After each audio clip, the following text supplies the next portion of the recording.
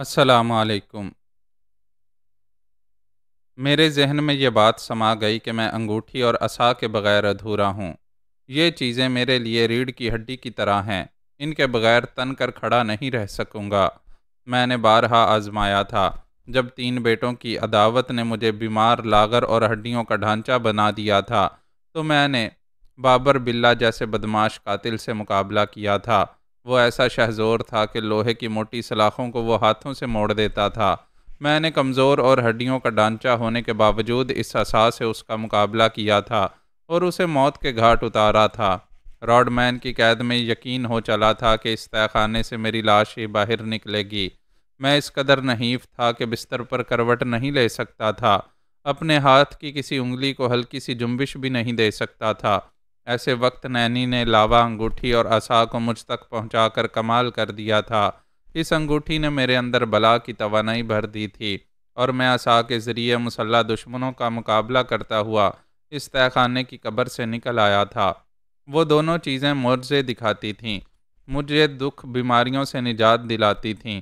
ہر انسان کی خواہش ہوتی ہے کہ اسے غیر معمولی قوتیں یا صلاحیتیں حاصل ہو جائیں۔ میری غیر معمولی قوتیں شکارگاہ کے تہہ خانے کے ملبے میں تھیں۔ میں بابا سائیں کے غار سے گزر کر انہیں حاصل کر سکتا تھا، مگر اپنی گوں نہ گوں مصروفیات کے باعث انہیں نظر انداز کرتا ہوا ان سے دور ہو گیا تھا۔ اب خیال آ رہا تھا کہ ان کے بغیر ادھورا ہوں۔ دشمنوں کی عداوتیں شدت اختیار کرتی جا رہی تھیں۔ دل نے، دماغ نے، حالات نے سمجھایا، ندا نے ضد کی، یہ 2 چیزیں آپ کے ساتھ نہیں رہیں گی تو کسی دن کسی وقت دشمن آپ پر غالب آ جائیں گے۔ میں بھی تسلیم کر رہا تھا کہ جوانی کی طرف واپسی کی آخری منزل تک پہنچنے کے لیے انگوٹھی اور عصا لازمی ہیں۔ یہ 2 معجزے ساتھ نہ رہے تو شاید میں جوانی کی دہلیز تک پہنچ نہیں پاؤں گا۔ میں ندا کے ساتھ موریشیس میں تھا۔ یہ میرا معمول ہو گیا تھا کہ ہم اس میں اعظم پڑھتے رہتے تھے۔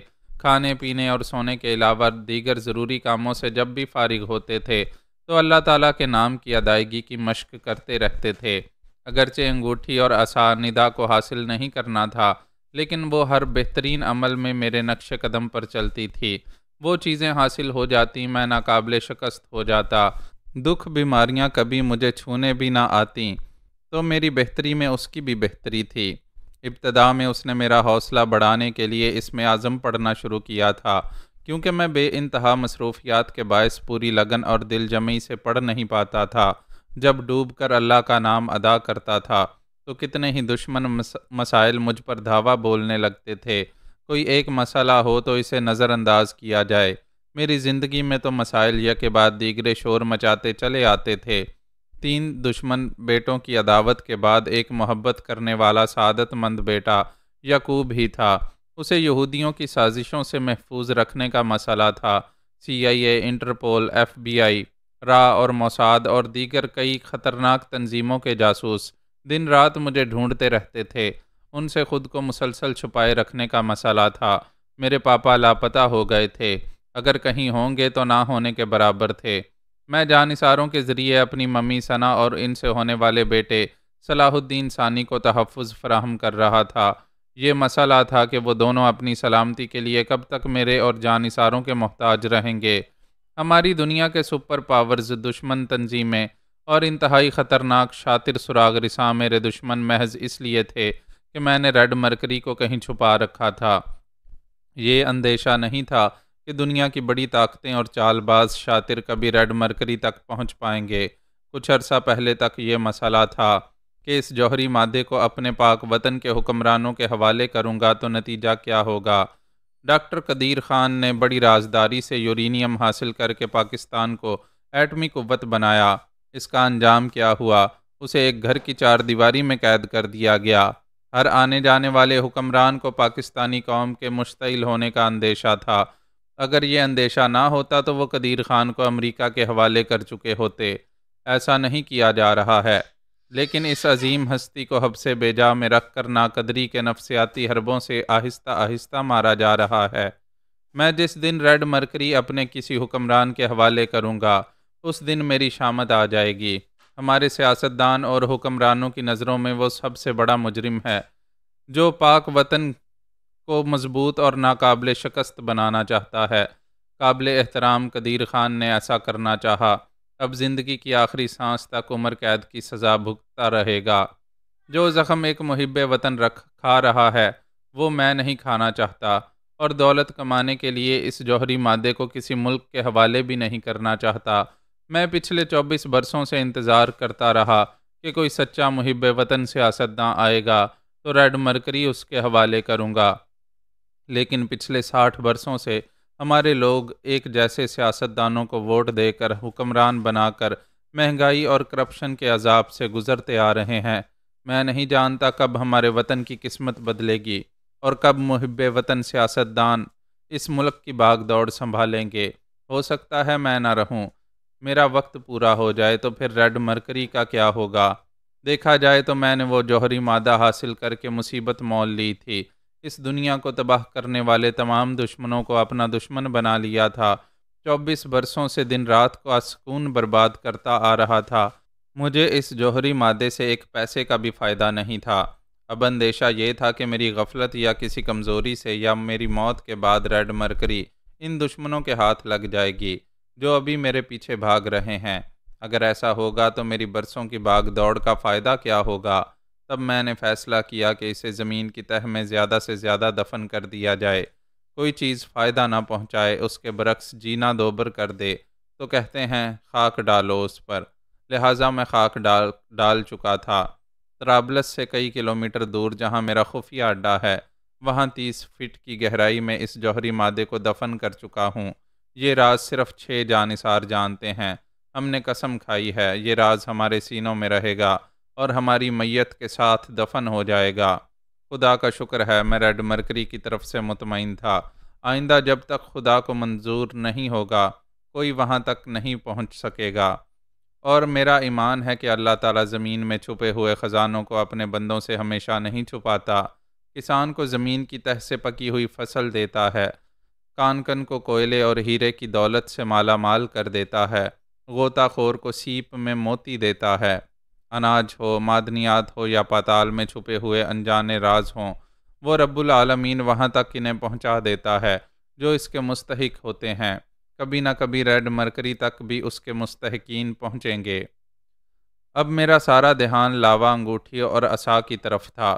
دشمن یہ نہیں جانتے تھے کہ میں ان کی مطلوبہ ریڈ مرکری کو منو مٹی تلے دبا چکا ہوں۔ وہ تو یہی سمجھتے تھے اور سمجھتے رہیں گے کہ وہ جوہری مادہ میرے گھر میں یا میری جیب میں پڑا ہے۔ وہ اسے حاصل کرنے کے لیے مجھے کبھی سکون سے نہیں رہنے دیں گے۔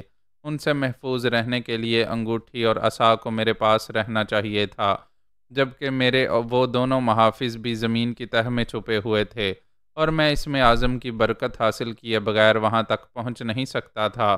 پھر یہ کہ وہاں تک پہنچنے کے لیے انڈیا میں رہنا ضروری تھا، اور انڈیا میں رہنے کے لیے مجھے امیر خیری بن کر رہنا تھا۔ میرے جانثار مجھے امیر خیری کے متعلق مکمل معلومات فراہم کر رہے تھے۔ میں اس عیاش امیر کبیر شخص کی آڈیو کیسٹ سن کر اس کی آواز اور لب و لہجے کی ادائیگی کو سمجھ رہا تھا۔ ویڈیو کیسٹ دیکھ کر اس کے چلنے پھرنے اور اٹھنے بیٹھنے کی نقل کرتا رہتا تھا۔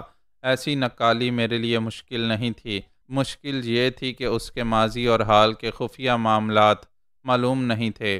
میرے جانثار کھوج لگا رہے تھے۔ گھر کی 4 دیواری میں اور سینے کی کال کوٹھڑی میں چھپے ہوئے بھید 1-2 دن میں معلوم نہیں ہوتے۔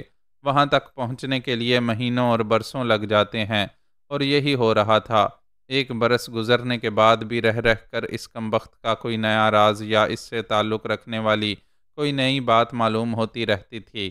اگر میں اس کی تمام باتیں، تمام راز معلوم کیے بغیر امیر خیری بن کر انڈیا جاتا تو کسی دن بھی میرے بہروپیے ہونے کا بھید کھل جاتا۔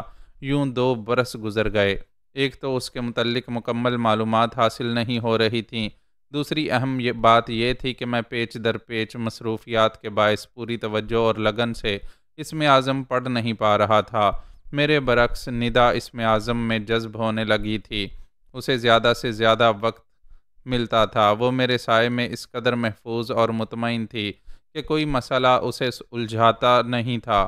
وہ بڑی آسودگی اور اطمینان سے پڑھتے پڑھتے، اللہ کہتے کہتے اپنے نام کو، اپنے وجود کو بھول جاتی تھی۔ میں ایک صبح نماز سے فارغ ہو کر اس کے کمرے کی طرف آیا تو اللہ کا نام سن کر دروازے پر ہی رک گیا۔ وہ نماز پڑھنے کے بعد قبلہ رو بیٹھی ہوئی تھی۔ اس کے سینے سے جب اللہ کا نام نکلا تو میری عجیب سی کیفیت ہوئی، قدم رک گئے، یوں دم بخود ہوا کہ چند لمحوں تک سانس لینا بھول گیا۔ آج بھی صحیح طور پر بیان نہیں کر سکوں گا کہ ندا نے اسم اعظم کی ادائیگی کیسے کی تھی۔ اس نام کی پاکیزگی، اس کا تقدس ندا کی زبان سے اور حلق سے نہیں ابھرا تھا۔ وہ نام کسی عالم نامعلوم سے تڑپ کر نکلا تھا اور ندا کے سینے میں بھر گیا تھا۔ میں یقین سے کہتا ہوں وہ اسم اعظم نہ اس کی زبان سے نکلا تھا، نہ میرے کانوں نے سنا تھا۔ وہ ایک نہ سمجھ میں آنے والی روحانی لہر تھی جو دل کی نامعلوم گہرائیوں سے نکلی تھی اور میرے دل تک پہنچی تھی۔ ان لمحات میں یہ انکشاف ہوا کہ اسم رب عظیم نہ کوئی سناتا ہے نہ کوئی سنتا ہے، وہ وحی کی طرح دل سے نکلتا ہے اور دل میں اترتا ہے۔ یہ سودا زبان و بیان کا نہیں ہے، صرف اور صرف روح کی گویائی اور سماعت کا ہے۔ میں پہلی بار فرط عقیدت سے ندا کو تکنے لگا۔ وہ ٹھہر ٹھہر کر اسم اعظم پڑھ رہی تھی، لیکن اب وہ ادائیگی نہیں تھی جس نے میرے قدموں کو زنجیر کیا تھا اور ایک پل کے لیے روحانی کیفیات میں گم کر دیا تھا۔ ظاہر ہے ابھی اس میں روحانی پختگی پیدا نہیں ہوئی تھی۔ وہ پڑھتے پڑھتے دنیا میں واپس آ جاتی تھی۔ ابھی مشق جاری تھی، ابھی اللہ سے لو لگتی تھی، مگر دنیا داری کی لو بھی لگتی تھی۔ میرے قدموں کی آہٹ نے اس کی عبادت اور محویت میں مداخلت کی تھی۔ وہ اب بھی پڑھ رہی تھی، مگر وحی کی طرح دل کو نہیں چھو رہی تھی۔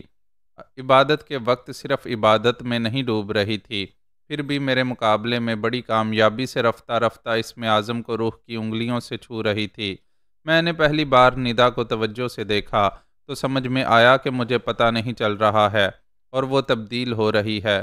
اس میں سنجیدگی اور بردباری آ گئی ہے۔ شخصیت میں ایسا نامعلوم تقدس پیدا ہو رہا ہے جو غیر شعوری طور پر متاثر کرتا ہے، گویا میں نہ جانتے ہوئے بھی اس سے متاثر ہو رہا تھا، یہ دیکھتے ہوئے بھی کہ وہ جوان اور بالغ ہو چکی ہے۔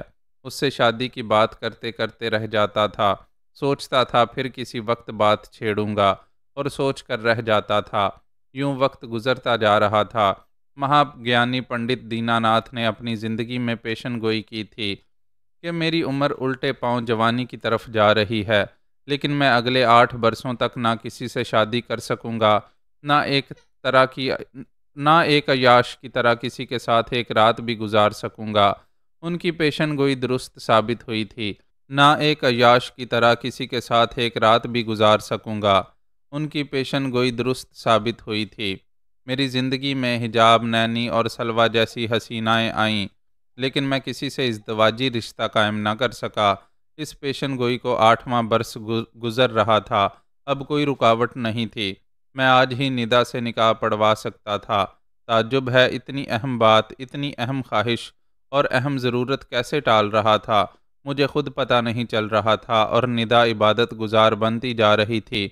میں نے کمرے میں آ کر دیکھا اور میں دیکھتا رہ گیا۔ اب انکشاف ہو رہا تھا کہ اس کی تبدیلی سے بے خبر رہا تھا اور وہ بے خبری میں مجھ پر اثر انداز ہوتی آ رہی تھی۔ ان لمحات میں وہ جائے نماز پر ایک مقدس ہستی لگ رہی تھی، ایسی ہستی جس سے پاکیزہ ماحول میں صرف عبادت کی باتیں ہی کی جا سکتی ہیں۔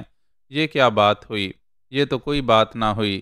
میں جوانی کی طرف واپس آ رہا تھا اور وہ عین جوانی کے آغاز میں ایک مقدس بزرگانہ ہستی کے روپ میں ڈھل رہی تھی، اور کیسی مجبوری تھی کہ میں اس کی تبدیلی پر اعتراض نہیں کر سکتا تھا۔ میں مسلمان ہوں، دل میں خدا کا خوف ہے۔ میں تذبذب میں پڑ گیا، کیا ہونا چاہیے، میں کیا کروں؟ میں ذرا اور قریب آ کر اس سے فاصلہ رکھ کر دوزانو ہو گیا۔ وہ زیر لب پڑ رہی تھی، اس کے ہونٹ چپ ہو گئے، تھم گئے۔ اس نے سر گھما کر دیکھا، پھر دھیمی سی مترنم آواز میں پوچھا، آپ نے نماز پڑھ لی؟ خدا کا شکر ہے، اذان سے پہلے خود بخود آنکھ کھل جاتی ہے، پھر کسی طرح کی کاہلی اور سستی کو غالب آنے نہیں دیتا، فوراً کلمہ پڑھتے ہوئے اٹھ کر بیٹھ جاتا ہوں، ابھی نماز ادا کر کے آ رہا ہوں۔ ندا نے سر گھما کر کھڑکی کی طرف دیکھا، باہر دھوپ نکل آئی تھی۔ اس نے کہا، اگر آپ نے ابھی نماز پڑھی ہے تو آپ پر سستی غالب آ گئی تھی، دیکھیں کتنا دن نکل آیا ہے۔ میں نے جلدی سے بات بنائی، میں وقت پر اٹھ گیا تھا، دراصل واش روم میں دیر ہو گئی تھی۔ اس نے مجھے تنبیہ کے انداز میں دیکھا، میں نظریں نہ ملا سکا، نظریں چراتے ہوئے بولا، آنکھ کھل گئی تھی، اٹھنے کو جی نہیں چاہ رہا تھا، ذرا دیر ہو گئی پھر بھی نماز پڑھ لی ہے۔ آپ کو یہ سمجھنا چاہیے جب تک نماز صحیح وقت پر صحیح جذبے سے نہیں پڑھیں گے تب تک اسم اعظم صحیح ادائیگی سے پڑھ نہیں پائیں گے۔ تم تو دیکھ رہی ہو حالات مجھے کس طرح الجھاتے رہتے ہیں، اس لیے اس نے ہاتھ اٹھا کر آگے کچھ کہنے سے روکنے کا اشارہ کیا۔ میں چپ ہو گیا۔ اس نے کہا، دنیاوی معاملات تو الجھاتے ہی رہتے ہیں، اس کے باوجود جو دیندار ہوتے ہیں وہ مکمل خشوع و خضوع سے عبادت کرتے ہیں۔ آپ انگوٹھی اور عصا حاصل کرنے کے لیے نمازیں پڑھتے ہیں، بے شک ہم اپنی ضرورتیں پوری کرنے کے لیے اللہ تعالیٰ سے مدد مانگتے ہیں، لیکن کیسے مانگتے ہیں؟ قبلہ رو کھڑے ہوتے ہیں، جھکتے ہیں، بیٹھتے ہیں، سجدے کرتے ہیں، سمجھتے ہیں کہ یہ نماز ہے اور ہم عبادت کا حق ادا کر رہے ہیں، اور پھر مدد حاصل ہو جاتی ہے، ضرورت پوری ہو جاتی ہے تو اٹھنا بیٹھنا اور جھکنا چھوڑ دیتے ہیں، کیونکہ وہ عبادت تھی ہی نہیں، وہ تو ایک نمائش ہوتی ہے جو ختم ہو جاتی ہے۔ میں نے پوچھا، تم یہ باتیں مجھے کیوں سنا رہی ہو؟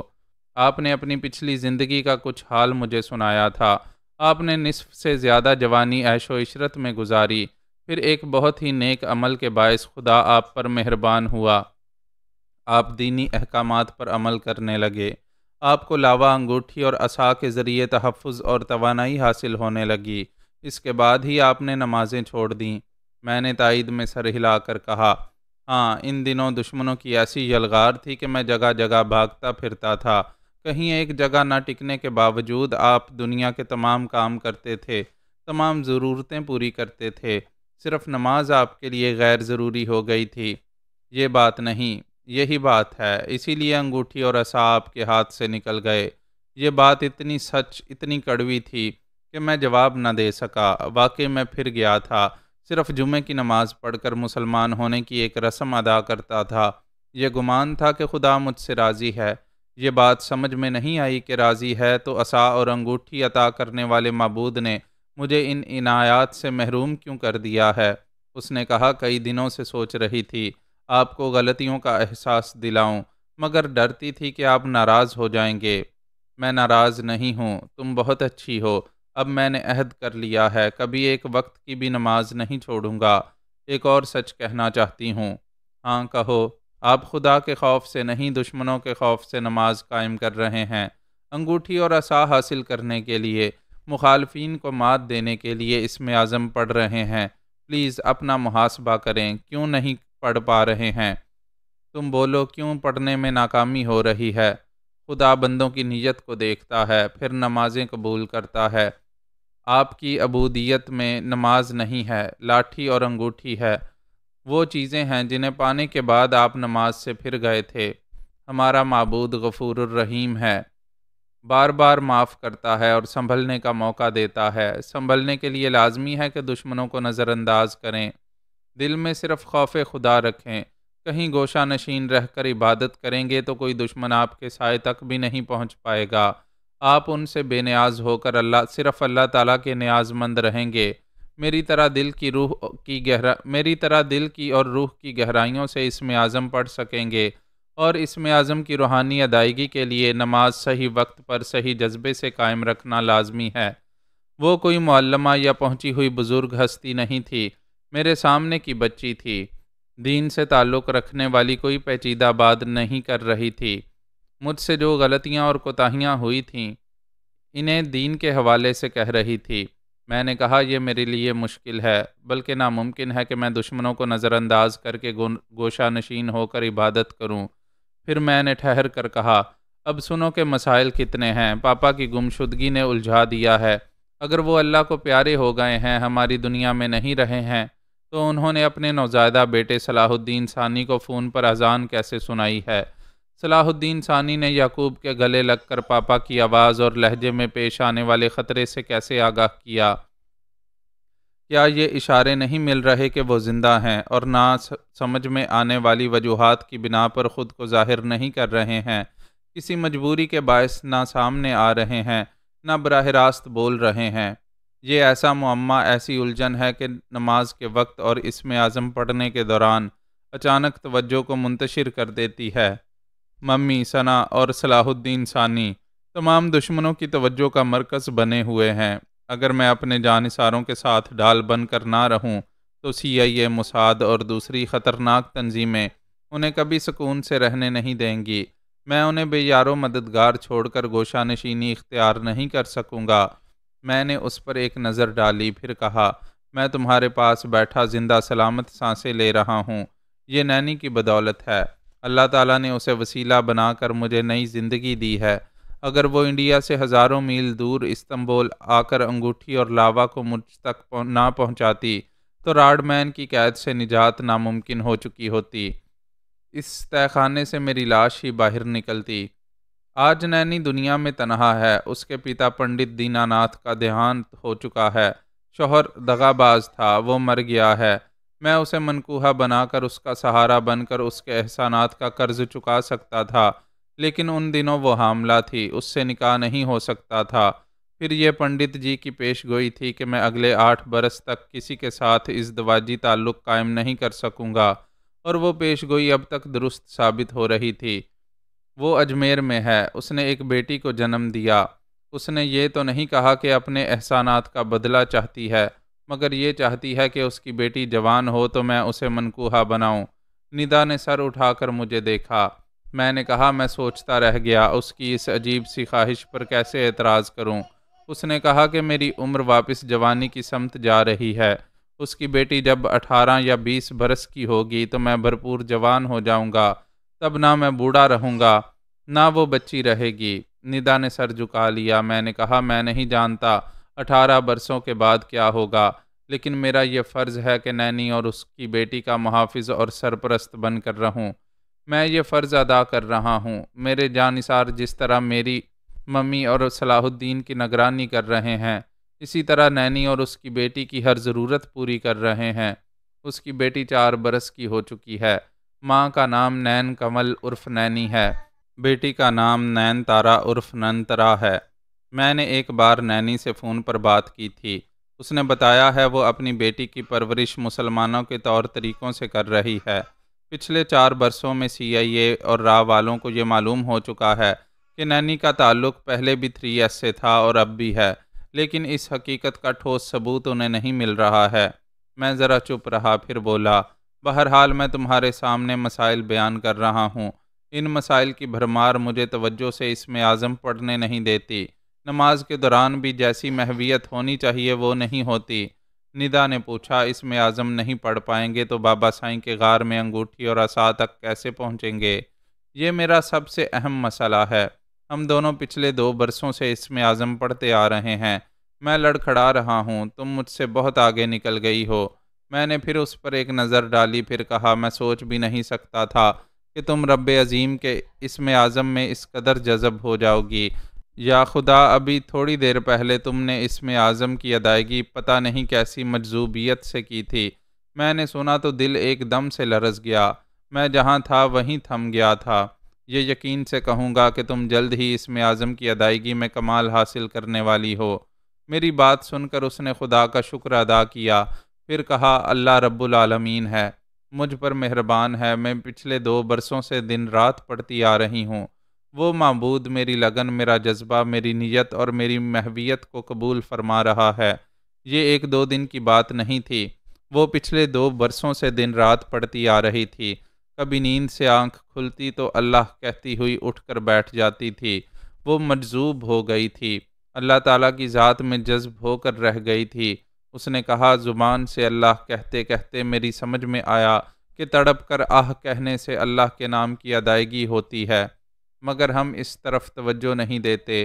ساری عمر آہیں بھرتے ہیں اور اس ایک آہ کو بھول جاتے ہیں۔ یہی ایک آہ جو تمام آہوں کو نابود کر دیتی ہے۔ میں سن رہا تھا، وہ کہہ رہی تھی، ابھی کوئی آنکھ بند کرے اور دل کی گہرائیوں سے آہ کے ساتھ اللہ کہے اور کہتا رہے تو اس کے آس پاس کی دنیا گم ہو جائے گی۔ بند آنکھوں کے خلا میں اللہ کی موجودگی ضرور محسوس ہوگی۔ میں نے اس بات میں سر ہلا کر کہا، میں نے کئی بار ایسی ادائیگی کی ہے۔ اس نے کہا، صحیح ادائیگی کے باوجود کمی رہ جاتی ہے۔ دین کے، دنیا کے اور یاد الہی کے سلسلے میں کوئی بھی کمی ہو، وہ صرف نماز سے پوری ہوتی ہے۔ نماز اول ہے، نماز آخر ہے۔ آپ میں یہی خامی ہے کہ صحیح وقت پر صحیح جذبے سے نماز پڑھ نہیں پاتے۔ یہ کوتاہی آپ کو دشمنوں کے آگے کوتاہ قد بنا دے گی۔ اس کی سچی اور ناقابل تردید باتیں مجھے پریشان کر رہی تھیں۔ میں نے نظریں اٹھا کر اسے دیکھا تو یوں لگا جیسے میرے سامنے ڈھال رکھی ہوئی ہے۔ وہ ڈھال دشمنوں کے تمام حملوں کو روکنے والی ہے۔ میں نے کہا، اللہ تم پر مہربان ہے، تمہاری عبادت قبول ہو رہی ہے۔ مجھے یقین ہے کہ تم جلد ہی اسم اعظم کی ادائیگی میں روحانی پختگی حاصل کر لو گی۔ ایسا ہوگا تو تم بابا سائیں کے غار میں میرے ساتھ چلو گی۔ اسم اعظم کی برکت سے اس وسیع و عریض چٹان کو ہٹا کر راستہ بناؤ گی جسے دنیا کی کوئی کرین اپنی جگہ سے نہ ہٹا سکی۔ میں اللہ تعالیٰ سے دعا مانگتی رہوں گی کہ وہ معبود مجھے آپ کی توقع کے مطابق کامیابی عطا فرمائے اور میں انگوٹھی اور عصا کو وہاں سے نکال لاؤں۔ لیکن وہ کہتے کہتے رک گئی۔ میں نے پوچھا، ہاں بولو، کیا کہنا چاہتی ہو؟ آپ یہ ذمہ داری مجھے سونپ کر تمام فکر و پریشانی سے نجات حاصل کر لیں، پھر کوئی حاجت نہیں رہے گی۔ اللہ تعالیٰ سے کچھ مانگنا نہیں ہوگا تو آپ پہلے کی طرح عبادت اور خاص طور پر نماز سے کترائیں گے اور اپنی مصروفیات کا دکھڑا سناتے رہیں گے۔ میں تسلیم کرتا ہوں، یہ بھی سچ ہے۔ اب اسے میری ناراضگی سے ڈر نہیں لگ رہا تھا۔ وہ سچ بول رہی تھی تاکہ میں آئندہ پھر نماز سے دور نہ ہو جاؤں۔ میں نے کہا، یہ انسانی فطرت ہے، جب دشمنوں کا خوف نہ ہو، کوئی بیماری حملہ نہ کرتی ہو، کوئی ناگہانی مصیبت دولت اور طاقت کی چٹکی بجاتے ہی چلی جاتی ہو، تو پھر خدا یاد نہیں رہتا۔ اس نے کہا، آپ کو بھی یاد نہیں رہتا، بھول جاتے ہیں کہ دولت، شہرت اور طاقت اسی رب کریم نے عطا کی ہے۔ ہاں، مانتا ہوں ماضی میں ایسی غلطیاں کر چکا ہوں، وعدہ کرتا ہوں آئندہ ایسا نہیں کروں گا۔ 5 وقت کی نمازیں صحیح وقت پر صحیح جذبے سے پڑھوں گا۔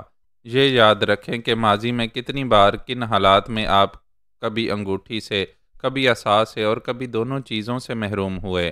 پھر آپ کو یاد آتا رہے گا کہ محض نماز سے کترانے کے باعث آپ غیر معمولی صلاحیتوں سے اور غیر معمولی قوتوں سے محروم ہوتے رہے ہیں۔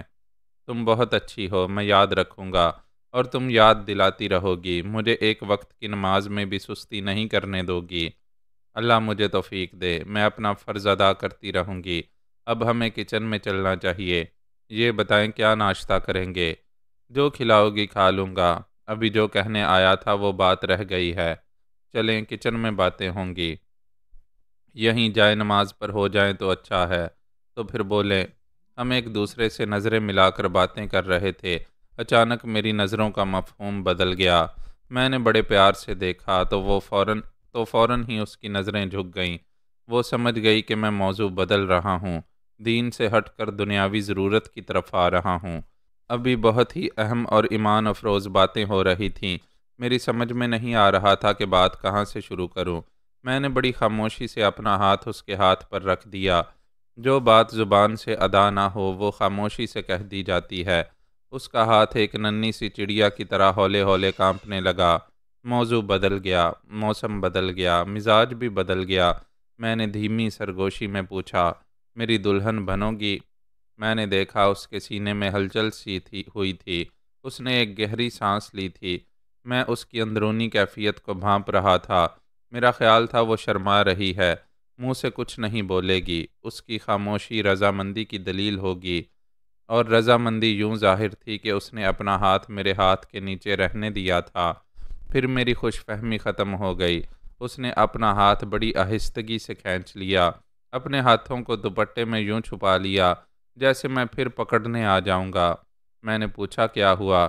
وہ دھیمی سی لرزتی ہوئی آواز میں بولی، آپ ایسی باتیں نہ کریں۔ میں نے شدید حیرانی سے دیکھا، پھر پوچھا، یہ کیا کہہ رہی ہو؟ میں پچھلے 5 برسوں سے انتظار کر رہا ہوں، پنڈت جی کی بتائی ہوئی مدت پوری ہو چکی ہے اور تم شادی کی عمر کو پہنچ گئی ہو۔ میں بول رہا تھا، وہ وہاں سے اٹھ کر جانے لگی۔ اس کا یوں جواب نہ دینا، کترا کر جانا کچھ سمجھ میں نہیں آیا۔ میں سوچتا ہی رہ گیا۔ وہ کمرے سے نکل کر نظروں سے اوجھل ہو گئی۔ کیا پچھلے 2 برسوں میں عبادت اور ریاضت اس پر غالب آ گئی ہے؟ وہ دنیاوی خواہشات سے دور ہو چکی ہے؟ یا خدا، کیا وہ اللہ والی بن کر رہنا چاہتی ہے؟ میں تیزی سے چلتا ہوا کچن میں آیا۔ وہ کچن کے کام میں لگ گئی تھی۔ میں نے پوچھا، تم خاموش کیوں ہو؟ کیا میں نے کوئی غلط بات کہہ دی ہے؟ وہ چپ تھی، چولہے پر چائے کا پانی چڑھا رہی تھی۔ میں نے کہا میں ناشتہ نہیں کروں گا۔ اس نے سر اٹھا کر مجھے دیکھا۔ میں نے کہا تم چپ رہنے کا روزہ رکھو، میں کھانے پینے کا روزہ رکھوں گا۔ وہ اب پھر اپنے کام سے لگتے ہوئے بولی، پلیز آپ کچھ خیال نہ کریں، میں چاہتی ہوں ابھی شادی کی بات نہ کی جائے تو اچھا ہے۔ میں نے قریب آ کر پوچھا، کیوں نہ کروں؟ کیا ایک لڑکی سے شادی کی بات کرنا گناہ ہے؟ یہ بات نہیں ہے، پھر یہ بات ہے کہ میں بوڑھا ہوں۔ اس نے جلدی سے آگے بڑھ کر میرے منہ پر ہاتھ رکھ دیا۔ میں نے اس کا ہاتھ پکڑ لیا، پھر پوچھا، کیوں مجھ سے کترا رہی ہو؟ کبھی آپ سے کترانے کا خیال بھی دل میں نہیں آ سکتا۔ آپ ہاتھ چھوڑیں، میں بولتی ہوں۔ میری گرفت میں رہ کر بولو۔ میں دین کے خلاف کوئی کام نہیں کروں گی، ہم ایک دوسرے کے لیے نامحرم ہیں، مجھ سے فاصلہ رکھیں، پھر بولوں گی۔ میں نے ہاتھ چھوڑ دیا۔ وہ ناشتہ تیار کرتے ہوئے بولی، آپ مجھے دن رات عبادت کرتے دیکھ رہے ہیں۔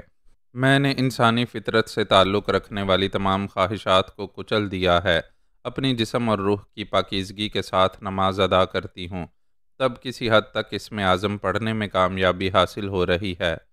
وہ اپنے کام سے لگی ہوئی تھی اور بول رہی تھی، میں مکمل کامیابی حاصل کرنا چاہتی ہوں، مجھے اس مرحلے تک پہنچنے دیں کہ بابا سائیں کے غار میں اس چٹان پر ہاتھ رکھ کر اللہ یا اللہ کہوں تو وہ چٹان سرک جائے اور انگوٹھی اور عصا تک پہنچنے کا راستہ کھل جائے۔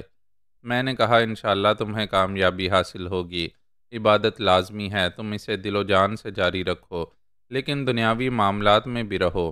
میں نے اسے سمجھایا، عیسائی راہبہ اور راہب بن جاتے ہیں، ہندو برہمچاری بن جاتے ہیں، مرد عورت سے اور عورت مرد سے دور رہ کر اپنی ساری زندگی عبادات کے لیے وقف کر دیتی ہیں، لیکن ہمارے دین میں رہبانیت کی اجازت نہیں ہے۔ مسلمانوں کو حکم ہے کہ شادی کی عمر کو پہنچتے ہی رشتہ ازدواج میں منسلک ہو جاؤ، نسل انسانی کو آگے بڑھاؤ، دین کے احکامات کے مطابق عبادت کے تمام مدارج طے کرو اور دنیا کی اہم ذمہ داریوں کو بھی نبھاتے رہو۔ اللہ تعالیٰ کی عبادت کرنے اور عبادت کے سوا کوئی اور کام نہ کرنے کے لیے فرشتے کافی ہیں۔ انسان کو دنیا کے تمام اہم کام انجام دیتے ہوئے عبادت کے مراحل سے گزرنا پڑتا ہے۔ کیا تم راہبہ بن کر رہنا چاہتی ہو؟ وہ منہ پھیر کر سر پر آنچل درست کرتے ہوئے بولی، میں نے یہ تو نہیں کہا کہ راہبہ بننا چاہتی ہوں۔ پھر کیا کہا ہے؟ میں تمہارے کترانے کے انداز کو کیا سمجھوں؟ وہ ذرا چپ رہی، پھر بولی، میں مہلت چاہتی ہوں۔ ٹھیک ہے، بتاؤ کب تک میری شریک حیات بننا چاہتی ہو؟ وہ چپ رہی، کچھ سوچتی رہی۔ میں نے کہا تم کسی الجھن میں ہو۔ الجھن آپ کے لیے ہے، یہ بتائیں دو میں سے ایک کا انتخاب کرنا ہو تو آپ کسے اپنائیں گے، کسے چھوڑیں گے؟ مجھے حاصل کرنا چاہتے ہیں یا انگوٹھی اور عصا آپ کے لیے لازمی ہیں؟ دونوں ہی لازمی ہیں، آپ سب ہی کچھ بیک وقت حاصل نہیں کر سکیں گے۔ میں نے نیت کی ہے جب تک اسم اعظم پڑھنے کی روحانی صلاحیت اور پختگی حاصل نہیں ہوگی اور انگوٹھی اور عصا تک آپ کو نہیں پہنچاؤں گی، تب تک ازدواجی خواہش کا دھبہ اپنے دامن پر لگنے نہیں دوں گی۔ وہ ایک گہری سانس لے کر بولی، میری ہر خواہش سے افضل آپ کی سلامتی ہے اور آپ کی سلامتی انگوٹھی اور عصا کے حصول سے ہے۔ وہ ناشتے کی ڈشیں میز پر لا کر رکھتے ہوئے بول رہی تھی، میں ماں کے پیٹ سے جیسی پیدا ہوئی تھی ویسی ہی اب تک ہوں، کسی خواہش نے مجھے ناپاک نہیں کیا ہے۔ آپ مجھے اسم اعظم کی روحانی قوت حاصل کرنے تک ہر پہلو سے پاک رہنے دیں۔ میں چپ چاپ اسے دیکھ رہا تھا، اس کی باتیں سن رہا تھا۔ وہ سر سے پاؤں تک اپنی بہن حجاب کی ڈپلیکیٹ تھی، وہی رنگ و روپ، وہی ناک نقشہ، قد اور جسامت بھی وہی تھی۔ اسے دیکھ کر یوں لگتا تھا جیسے حجاب واپس آ گئی ہے، وہ اب اس دنیا میں نہیں تھی۔ میں نے اسے جان سے زیادہ چاہا تھا، اس نے بھی پیار کی انتہا کی تھی، لیکن مجھ سے شادی نہیں کی تھی کیونکہ وہ ایڈز کی مریضہ تھی، اپنا روگ مجھے لگانا نہیں چاہتی تھی۔ آج وہی حجاب جیسے ندا کے روپ میں پھر شادی سے انکار کر رہی تھی۔ میری خاطر متقی اور پرہیزگار رہ کر مکمل طہارت کے ساتھ نماز پڑھنا اور اسم اعظم پڑھنا چاہتی تھی۔ میری ہی بہتری اور سلامتی کے لیے فی الحال شریک حیات بننے سے انکار کر رہی تھی۔ میں اسے سمجھانا چاہتا تھا کہ وہ شریک حیات بن کر بھی عبادت و ریاضت جاری رکھ سکتی ہے، لیکن میں کچھ کہہ نہ سکا۔ کالنگ ٹون نے مجھے متوجہ کیا۔ ایک جانثار کال کر رہا تھا۔ میں نے فون کو کان سے لگا کر پوچھا، ہاں کہو۔ اس نے کہا، یعقوب بابا بات کرنا چاہتے ہیں۔ ٹھیک ہے، بات کراؤ۔ فون خاموش ہو گیا۔ پھر بیٹے کی آواز سنائی دی۔ اس نے سلام کیا۔ میں نے جواب دیا۔ پھر پوچھا، میری بہو خیریت سے ہے؟ خیریت سے ہے، اور آپ کو ایک انتہائی قیمتی تحفہ دینے والی ہے۔ میں نے مسکرا کر کہا، کسی حد تک سمجھ رہا ہوں، کیا دادا بننے والا ہوں؟ ندا نے چونک کر سر گھما کر مجھے دیکھا۔ اس کے ہاتھ سے چائے کی کیتلی چھوٹنے والی تھی۔ اس نے سنبھال لی۔ وہ بہت کم سن تھی۔ یہ چونکا دینے والی بات تھی کہ جس کی دلہن بننے والی ہے وہ ابھی دادا بننے والا ہے۔ میں ذرا جھینپ گیا۔ دوسری طرف منہ پھیر کر یعقوب کی طرف متوجہ ہو گیا۔ وہ ہنستے ہوئے کہہ رہا تھا، یس پاپا، میں آپ کی خوشی کا اندازہ کر رہا ہوں۔ آپ ہماری خوشی کا اندازہ کریں۔ ہاں بیٹے، میں تمہاری اور صنم کی خوشیوں کا اندازہ کر رہا ہوں۔ وہ بولا، اس خوشی کے موقع پر آپ کی بہو آپ سے ناراض ہے۔ میں نے پوچھا، بہو مجھ سے ناراض کیوں ہے؟ خود ہی سوچیں، ہماری شادی کو 2.5 برس گزر چکے ہیں۔ اب تک آپ نے بہو کو دیکھ کر نہ سر پر ہاتھ رکھا اور نہ اپنی صورت دکھائی۔ ہاں، میں ہمیشہ اپنی مصروفیات اور مجبوریاں بیان کرتا رہتا ہوں، لیکن اب اپنے پوتے یا پوتی کی خاطر ضرور ملنے آؤں گا۔ وہ بولا، آنے کا وعدہ کر رہے ہیں تو میں ابھی آپ کی بہو سے بات کرواتا ہوں، ویٹ کریں۔ دوسری طرف سے چند لمحوں کے لیے خاموشی چھا گئی۔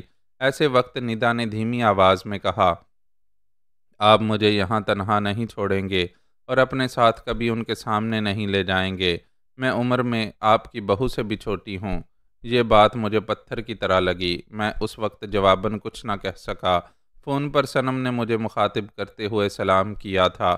پھر پوچھا، کیا واقعی آپ ہم سے ملنے آ رہے ہیں؟ ہاں، مگر ابھی نہیں۔ جس دن مجھے ننھا سا خوبصورت سا تحفہ دو گی، میں اسے چومنے اور تمہیں دعائیں دینے ضرور آؤں گا۔ صنم اور یعقوب جانتے تھے کہ مجھ سے فون پر زیادہ دیر گفتگو نہیں کرنی چاہیے، لہٰذا جلد ہی ان سے رابطہ ختم ہو گیا۔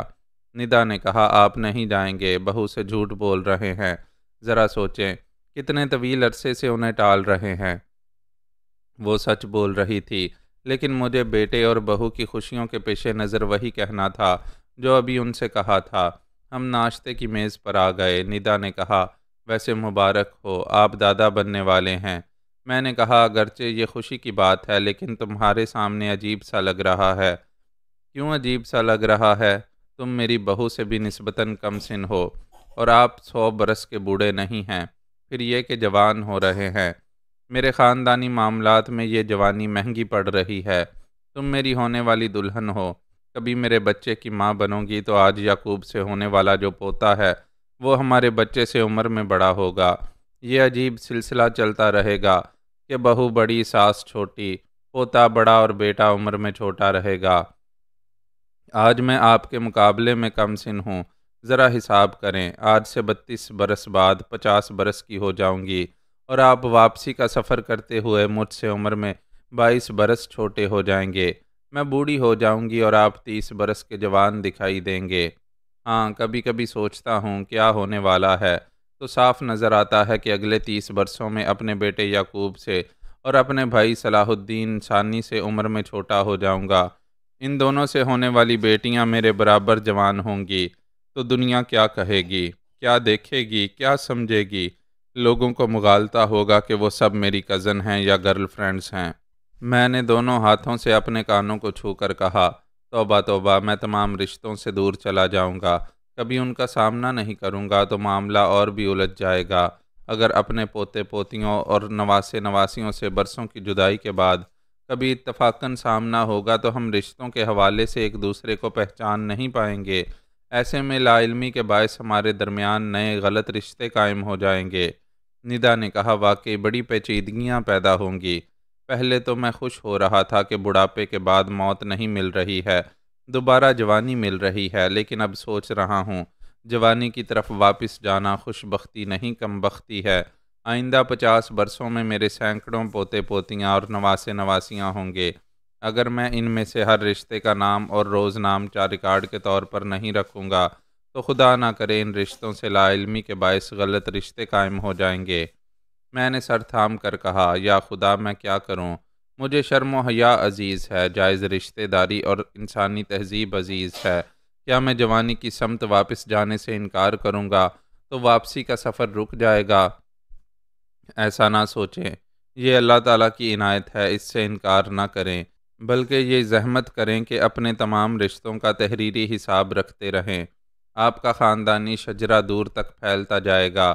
آپ اس شجر کی ہر شاخ، ہر پھول اور ہر پتی کا نام اور رہائشی پتے لکھتے رہیں گے، اور اس خاندان کے سینکڑوں ہزاروں افراد آپ کا نام، تصویر اور آپ کی ہسٹری اپنے پاس رکھیں گے تو کبھی کوئی غلطی نہیں ہوگی۔ میں نے سوچا، پھر کہا، ایسے ہی طریقہ کار کے مطابق زندگی گزارنی ہوگی، اپنے خاندان کے سینکڑوں افراد کا حساب رکھنا ہوگا، تب ہی بات بنتی رہے گی۔ ہم ناشتے کے بعد ڈرائنگ روم میں آ گئے۔ میں نے کہا، ہم اپنی باتیں کرتے کرتے پورے خاندان کا ذکر لے بیٹھے۔ دیکھو ندا، تمہیں راہبہ بن کر مجھ سے دور رہ کر عبادت نہیں کرنی ہے۔ یہ نہ سوچو کہ شادی کے بعد انگوٹھی اور عصا حاصل نہیں کر سکو گی۔ میں آپ کی بہتری کے لیے سوچ رہی ہوں، پلیز میرے لیے ایسا نہ سوچو۔ یہ سوچو کہ پچھلے 2 برسوں سے اس میں اعظم پڑھتی آ رہی ہو۔ کیا یہ بتا سکتی ہو کہ بابا سائیں کی طرح اس میں رب کریم پڑھنے کی پختگی اور صلاحیت اور کتنے برسوں میں پیدا ہوگی؟ یہ تو اللہ بہتر جانتا ہے، وہی ہماری عبادتوں کو قبول کرنے اور انعام دینے والا ہے۔ یہی تو پوچھ رہا ہوں، انعام کتنے عرصے میں ملے گا؟ 2-4 ماہ میں یا برسوں میں؟ صاف کہہ دیتا ہوں، میں انتظار نہیں کروں گا، تم آج کل میں فیصلہ سناؤ۔ اس نے چور نظروں سے مجھے دیکھا۔ شرم و حیا کا تقاضا تھا، وہ اپنی شادی اور ازدواجی معاملات میں کھل کر بات نہیں کر سکتی تھی۔ میں نے کہا، میں تمہارے جذبات کی قدر کرتا ہوں، تم شادی کی مسرتوں سے پہلے میری سلامتی چاہتی ہو۔ انشاءاللہ ہمیں انگوٹھی اور عصا دونوں ہی ملیں گے۔ یہ حکم ہے کہ عبادت بھی کرو اور ازدواجی زندگی بھی گزارو۔ میں وہاں سے اٹھتے ہوئے بولا، اس کے بعد بحث کی کوئی گنجائش نہیں ہے۔ اس نے پوچھا، کہاں جا رہے ہیں؟ ناراض ہو گئے ہیں؟ ایک ناراض کرتا ہے تب ہی دوسرا ناراض ہوتا ہے۔ تنہائی میں بیٹھ کر سوچو، پھر مجھ سے بات کرو۔ میں وہاں سے اپنے کمرے میں چلا آیا۔ کوئی میرے حالات کو سمجھے۔ میں پچھلے 10 برسوں سے کنوارا تھا۔ اس دوران کئی حسینائیں آتی جاتی رہیں اور میں ازدواجی مسرتوں سے محروم ہوتا رہا، اور یہ محرومی ایسے وقت تھی جب میں جوانی کی طرف سفر کر رہا تھا۔ جوانی کے جو تقاضے ہوتے ہیں وہ مجھے بہکا رہے تھے۔ میری دولت اور شخصیت سے متاثر ہو کر حسینوں کا میلہ لگ سکتا تھا۔ کون دیکھنے آتا کہ میں دینی احکامات کے خلاف رنگ رلیاں منا رہا ہوں اور بظاہر پارسا بن کر رہتا ہوں۔ سنا ہے قیامت کے دن گناہوں کو سزا ملے گی، اور قیامت کس نے دیکھی ہے؟ جوانی بار بار پلٹ کر نہیں آتی، یہ ایک بار پلٹ کر آ رہی ہے تو اسے ضائع نہیں کرنا چاہیے۔ گناہوں سے بچنے کی کوششیں کرتے رہو تو ایسے ہی خیالات بھڑکاتے رہتے ہیں، بہکنے کے 100 ہیلے بہانے ہوتے ہیں۔ مگر میں سنبھلتا آ رہا تھا۔ یہ بات ذہن میں تھی کہ یہ نئی جوانی میرے صبر کا امتحان لے رہی ہے۔ قدرت کی مہربانیوں کا مطلب یہ نہیں تھا کہ عیش و عشرت میں ڈوب جاؤں۔ میں بڑے صبر و استقلال سے یہ سوچتا سمجھتا آ رہا تھا کہ حجاب، نینی اور سلوہ سے محروم رہنے کا مطلب یہ ہے کہ قدرت فی الحال مجھے ازدواجی مسرتوں سے محروم رکھنا چاہتی ہے۔ ایسی محرومیت کے پیچھے کوئی مصلحت ہوگی، لیکن اب صبر و تحمل کی حد ہو گئی تھی۔ ندا بھی پچھلی 3 حسیناؤں کی طرح ٹھینگا دکھا رہی تھی۔ ایسا کیوں ہو رہا تھا؟ کیا اب بھی میں بوڑھا ہوں؟ کیا خود کو جوان سمجھ کر جوان لڑکی کی تمنا نہیں کرنا چاہیے؟ پچھلے 10 برسوں سے جوانی کی سمت سفر جاری تھا۔ اگرچہ میں بھرپور جوان نہیں ہوا تھا تو پہلے کی طرح بوڑھا بھی نہیں رہا تھا، اور ندا مجھے بوڑھا سمجھ کر شادی سے انکار نہیں کر رہی تھی۔ وہ دشمنوں کے حوالے سے مجھے اور توانا اور ناقابل شکست بنانے کے لیے میری اس خواہش کو ٹال رہی تھی، اور وہ غلط سوچ رہی تھی، اور اللہ سے لو لگانے والی کے متعلق میں بھی غلط سوچ رہا تھا۔ یہ ایک بات سمجھ میں نہیں آ رہی تھی کہ عبادت کرنا اور بات ہے، اور عبادت میں محو رہ کر روحانیت کے مراحل طے کرنا اور معاملہ ہے۔ میں نے یہ دیکھا ہے کہ روحانیت کے مراحل سے گزرنے والے رفتہ رفتہ دنیاداری سے دور ہوتے چلے جاتے ہیں، اور میں نہیں چاہتا تھا کہ وہ دور ہو جائیں، میرے پاس رہیں، میری دھڑکنوں سے لگ کر رہے۔ اس سے اپنی بات منوانے کا بس یہی ایک طریقہ تھا کہ میں ناراضی ظاہر کرتا رہوں۔ میں نے دوپہر کو کھانے سے انکار کر دیا۔ اس نے خوشامد کی، کچھ تو کھا لیں۔ آپ مجھ سے ناراض ہیں، ٹھیک ہے، لیکن رزق سے تو ناراض نہ ہوں۔ جب یہ جانتی ہو کہ تم سے ناراض ہوں تو یہ بھی جانتی ہو کہ مجھے کس طرح کھانا کھلا سکتی ہو۔ ہاں جانتی ہوں، میں بھوکی رہوں گی تو آپ سے برداشت نہیں ہوگا، آپ خود بھی کھائیں گے اور مجھے بھی کھلائیں گے۔ وہ بڑے اعتماد سے بول کر اپنے کمرے میں چلی گئی۔ بے شک میں یہ برداشت نہیں کر سکتا تھا کہ وہ بھوکی پیاسی غمزدہ رہے۔ میں لباس تبدیل کر کے گھر سے نکل گیا۔ کار کی اسٹیئرنگ سیٹ پر بیٹھ کر اسے سٹارٹ کیا تو وہ دوڑتی ہوئی دروازہ کھول کر باہر آئی۔ اس وقت تک میں کار آگے بڑھاتا ہوا اس کی رفتار تیز کرتا ہوا مین گیٹ سے باہر نکل گیا۔ وہ مجھے آواز بھی نہ دے سکی۔ اس کے ساتھ یہی رویہ مناسب تھا۔ نہ میں اسے فاقہ کرتے ہوئے غمزدہ دیکھتا، نہ اس سے متاثر ہوتا اور نہ اسے مناتا۔ اصولاً اسے ماننا تھا اور میرے پاس آ کر مجھے منانا تھا۔ دن گزر گیا، شام ہو گئی، پھر اندھیرا پھیلنے لگا۔ تب اس نے فون پر مخاطب کیا، آپ کہاں ہیں؟ میں نے جواب نہیں دیا۔ وہ بولی، کیا مجھ سے نہیں بولیں گے؟ میں ابھی تک بھوکی ہوں۔ میں نے کوئی رد عمل ظاہر نہیں کیا، چپ رہا۔ اس نے کہا، آپ کو مجھے بھی اپنے ساتھ لے کر جانا چاہیے تھا۔ میں نے پوچھا، کس رشتے سے کہیں ساتھ لے جاؤں؟ ہم کس رشتے سے ایک چھت کے نیچے ایک چار دیواری میں رہتے ہیں؟ وہ ذرا چپ رہی، پھر بولی، اتنی بڑی دنیا میں خدا کے بعد صرف آپ ہی ہیں، خدا کے لیے آ جائیں۔ میں نے پھر وہی سوال کیا، کس رشتے سے؟ وہ رونے لگی، اس کی سسکیاں سنائی دیں۔ میں نے فون بند کر دیا۔ اسے بند کرنے کے باوجود سسکیاں سنائی دے رہی تھیں۔ وہ میرے احساسات کو چھو رہی تھی۔ میرا دل محبت سے بھر گیا، لیکن میں کمزور نہیں پڑنا چاہتا تھا۔ حجاب کے بعد میں نے اسے کبھی تنہا نہیں رہنے دیا تھا۔ آج پہلی بار اسے چھوڑ کر آیا تھا۔ مجھے یقین تھا کہ وہ بہن کے بعد میرے سہارے کی عادی ہو گئی ہے، رات تنہا نہیں گزارے گی۔ جو سوچا تھا وہی ہوا۔ اس نے تھوڑی دیر بعد فون پر روتے ہوئے کہا، آپ جیتے میں ہاری، گھر آ جائیں، جو کہیں گے وہ مانوں گی۔ میں عشاء کی نماز پڑھ کر مولوی صاحب کو لے کر آؤں گا، وہ آج ہی ہمارا نکاح پڑھائیں گے۔ پلیز جلدی نہ کریں، میں آپ کی بات مان تو رہی ہوں۔ جو کام آج ہو سکتا ہے میں اسے کل پر کبھی نہیں ٹالتا۔ میری بات مان لیں، کل نکاح پڑھائیں۔ آج کیوں انکار کر رہی ہو؟ کل تک کیا فرق پڑ جائے گا؟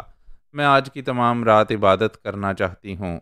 میں نے ایک گہری سانس لے کر شکست خوردہ انداز میں کہا، اچھی بات ہے، میں آ رہا ہوں۔ خدا کا شکر ہے، کھانا تیار ہے، آ جائیں۔ میں نے فون بند کر دیا۔ موریشیس میں ایک خوبصورت مسجد ہے۔ میں نے وہاں عشاء کی نماز ادا کی، پھر گھر کے دروازے پر آ کر کال بیل کا بٹن دبایا۔ میرا خیال تھا وہ بڑی بے چینی سے میرا انتظار کر رہی ہوگی۔ کال بیل کی آواز سنتے ہی دوڑتی ہوئی آئے گی اور بڑے پیار سے دروازہ کھولے گی، لیکن فوراً ہی دروازہ نہیں کھلا۔ وہ میرا کیا انتظار کرتی، میں ہی اس کا انتظار کرنے لگا۔ تھوڑی دیر بعد میں نے پھر کال بیل کے بٹن کو دبایا، وہ دروازہ کھولنے نہیں آئی۔ میرے دل میں جو رومانی جذبات مچل رہے تھے وہ جھاگ کی طرح بیٹھ گئے۔ یہ سمجھ میں آ گیا کہ وہ عشاء کی نماز میں مصروف ہے۔ پھر یک بارگی سر سے پاؤں تک میں ہولے سے لرز گیا۔ اسم اعظم کی آواز ابھری تھی، یا اللہ۔ رب عظیم کی ادائیگی میں ایسی شدت، ایسی تڑپ تھی کہ میں ہل گیا تھا، شاید گر پڑتا، لیکن فوراً ہی دروازے سے لگ گیا۔ پہلی بار معلوم ہوا کہ اسم اعظم روح کی گہرائیوں سے ادا کیا جائے تو اس نام کی آواز اور لہجے کی گونج سے دل پر ہیبت طاری ہو جاتی ہے۔ میں بہت سخت جان ہوں، ساری زندگی موت سے پنجے لڑاتا آیا ہوں، بارہا دشمنوں کی لائی ہوئی موت کا منہ پھیرتا رہا ہوں، کسی سے خوف نہیں کھاتا۔ عام مسلمانوں کی طرح رسمی طور پر کہتا ہوں کہ میرے دل میں خدا کا خوف ہے۔ حقیقتاً ہم صرف زبان سے کہتے ہیں، مگر خدا سے ڈرتے نہیں ہیں۔ آج پتہ چلا کہ خوف کیا ہوتا ہے۔ موت سے نہ ڈرتے ہوئے بھی اسم اعظم سنتے ہی پسینہ چھوٹ جاتا ہے، بشرط یہ کہ کوئی بابا سائیں کی طرح اسم اعظم پڑھے۔ ندا کے سینے سے نکلی ہوئی اسم اعظم کی گونج اب تک میرے سینے میں لرز رہی تھی۔ یہ یقین ہو رہا تھا کہ اسے اسم اعظم کی ادائیگی میں روحانی کمال حاصل ہونے لگا ہے۔ اب وہ پڑھنے کے دوران اپنے باطن میں پہنچنے لگی تھی۔ اپنے اندر پہنچنے کی لگن سے پہنچو تو روح سے شناسائی حاصل ہونے لگتی ہے۔ ایک وجدانی کیفیت ہوتی ہے، جیسے کچھ دریافت ہونے والا ہو۔ میرا دل کہہ رہا تھا کہ وہ دریافت کرنے کے مرحلے سے گزر رہی ہے۔ میں دروازے سے لگا کھڑا تھا، پھر ایک بار میرے دل کی دھڑکنیں تیز ہو گئیں، پھر اسم اعظم کی گونج سنائی دی۔ اس بار آواز بہت قریب سے آئی تھی، جیسے وہ دروازے پر آ گئی ہو۔ تب میں نے محسوس کیا کہ دروازہ بند نہیں ہے، کھل چکا ہے۔ میں دروازے سے لگا ہوا تھا، ذرا پیچھے ہٹ کر دیکھنے لگا، پھر ہینڈل کو تھام کر ہلکا سا دباؤ ڈالا تو وہ کھلتا چلا گیا۔ میں نے اندر آ کر دیکھا وہ نہیں تھی۔ اس کے سینے سے جو اسم اعظم ادا ہوا تھا وہ ادائیگی فضا میں لہراتی ہوئی گونجتی ہوئی آئی تھی اور دروازہ کھل گیا تھا۔ بے شک اللہ جسے چاہتا ہے عزت دیتا ہے، جسے چاہتا ہے ذلت دیتا ہے، اور ندا کو عزت مل رہی تھی۔ میں حیرانی سے دروازے کو تک رہا تھا، کیا سوچ کر آیا تھا کہ ندا اپنی عمر کے بانک پن کے ساتھ لہراتی بل کھاتی ہوئی آئے گی، دروازہ کھولے گی، میں اس سے روٹھ کر گیا تھا، مجھے منانے کے لیے گلے کا ہار بن جائے گی۔ میں ساری عمر عشق و ہوس کے گرداب میں گھومتا رہا تھا، آج آنکھ کھلی تو دل اور دماغ چیخ چیخ کر کہہ رہا تھا کہ وہ کسی شاعر کی رومانی غزل، جھیل کا کمل اور تاج محل نہیں ہے، ایک پاکیزہ ہستی ہے۔ وہ ہستی جو تیرے دل میں بستی تھی وہ بدل چکی ہے، اس نے پچھلے 2 برسوں کے ایک ایک لمحے میں عبادت کی طرح عبادت کی ہے، اور طہارت کے صحیح مفہوم کے مطابق اپنے بدن کے روئیں روئیں کو پاک رکھ کر خدا کو پکارا، اور خدا اسے سن رہا ہے، اسے قبول کر رہا ہے، اسے تبدیل کر رہا ہے۔ اب وہ ندا نہیں رہی ہے، ایک پاکیزہ ہستی ہے، خبردار اسے ہاتھ نہ لگانا۔ میں نے دروازے کو اندر سے بند کیا، پھر آہستہ آہستہ چلتا ہوا اس کی خوابگاہ میں پہنچا۔ اسی وقت وہ جائے نماز سے اٹھ گئی تھی، مصلے کو تہہ کر رہی تھی۔ مجھے دیکھتے ہی آسودگی اور اطمینان کی ایک گہری سانس لی۔ میں نے کہا، تم میرے بغیر تنہا نہ رہ سکیں؟ اس نے انکار میں سر ہلا کر کہا، اب میں تنہا نہیں رہتی، اللہ تعالیٰ میرے اندر رہتا ہے، صرف وہی میرے لیے ضروری ہے، اور جب وہ میرے پاس ہے تو کوئی میرے لیے ضروری نہیں ہے۔ میرے دل کو ایک دھچکا سا لگا، وہ مجھے غیر ضروری کہہ رہی تھی۔ میں نے پوچھا، کیا میں بھی ضروری نہیں ہوں؟ آپ میرے اور میری باجی کے محسن ہیں۔ اس معبود نے آپ کو وسیلہ بنا کر آج بھی مجھے آپ کی سرپرستی میں رکھا ہے۔ آئیں کچن میں چلیں۔ ہم دونوں کچن میں آ گئے۔ میں نے کہا، میں نے پہلی بار کال بیل کا بٹن دبانے سے پہلے دیکھا تھا، دروازہ بند تھا، تم دروازے پر نہیں آئیں، اسم اعظم پڑھ رہی تھیں، وہ سالن گرم کر رہی تھی اور روٹیاں پکا رہی تھی۔ اس نے جواباً کہا، الحمدللہ۔ جب تم نے دوسری بار اسم اعظم پڑھا تو دروازہ کھل گیا اور میں اندر آ گیا۔ اس نے چونک کر سر گھما کر مجھے دیکھا، پھر بڑے جذبے سے کہا، خدا کا لاکھ لاکھ شکر ہے۔ یہ کہہ کر وہ پھر اپنے کام میں مصروف ہو گئی۔ میں نے پوچھا، کیا تم حیران نہیں ہو؟ حیران نہیں ہوں، آپ سے باتیں کر رہی ہوں، جب بھی چپ ہو جاتی ہوں تو اللہ تعالیٰ کا شکر ادا کرتی رہتی ہوں۔ میرا معبود، میرا پروردگار مجھ سے راضی ہے۔ آپ سے بھی التجا کرتی ہوں مجھ سے راضی ہو جائیں، ابھی شادی نہ کریں، مجھے صرف اور صرف اپنے پاک پروردگار سے لو لگانے دیں۔ میں نے ناگواری سے کہا، تم پھر وہی بحث کر رہی ہو، جبکہ اللہ تعالیٰ کا حکم ہے کہ کبھی رہبانیت کی طرف نہ جاؤ، عبادت بھی کرو اور دنیا داری بھی نبھاؤ۔ بے شک یہ اللہ تعالیٰ کا حکم ہے، اور میں حکم سے انکار کرنے کی جرت نہیں کر سکتی، لیکن آپ سے پہلے بھی کہہ چکی ہوں، تھوڑی سی مہلت چاہیے۔ میں نے نیت کی ہے کہ جب تک انگوٹھی اور عصا حاصل نہیں کروں گی، ان کے ذریعے آپ کو تحفظ فراہم نہیں کروں گی، تب تک خواہشات کی آلودگیوں سے دور رہوں گی، اور تب تک میں انتظار کرتا رہوں گا۔ پتہ نہیں کتنے مہینے، کتنے برس لگ جائیں گے۔ آپ دیکھ رہے ہیں اللہ تعالیٰ مجھ سے راضی ہے، مجھے کامیابی حاصل ہو رہی ہے، ذرا صبر کر لیں۔ تم ضد کرو گی، اپنی بات منواؤ گی تو میں ابھی چلا جاؤں گا۔ وہ چپ ہو گئی، اس کے ہاتھ پاؤں جیسے ڈھیلے پڑ گئے، وہ بہت آہستہ آہستہ کام کر رہی تھی۔ میں نے کہا، آخری فیصلہ سناؤ، ہاں یا نہ، پھر تمہاری خوشامد نہیں کروں گا، یہاں سے جاؤں گا اور کسی سے نکاح پڑھا لوں گا۔ اس نے سر جھکا کر کہا، اللہ تعالیٰ نے مجھے آپ کی تحویل میں دیا ہے، میں آپ کی رضا میں راضی ہوں۔ وہ راضی تھی مگر دل سے نہیں، مجبوری سے ہاں کہہ رہی تھی۔ جب میں ڈائننگ ٹیبل پر اس کے ساتھ کھانے بیٹھا تو رہ رہ کر چور نظروں سے اسے دیکھتا رہا۔ غضب کا حسن تھا، ایسی کشش تھی کہ کھنچا چلا جاتا تھا۔ شاید کشش اس لیے بھی بڑھ گئی تھی کہ وہ انکار کر رہی تھی۔ کوئی نہیں چاہتا کہ جو مسرتیں ہمیں ملنے والی ہیں وہ ہاتھ سے نکل جائیں۔ مجھے ہر حال میں اس پر اپنی گرفت مضبوط رکھنی تھی۔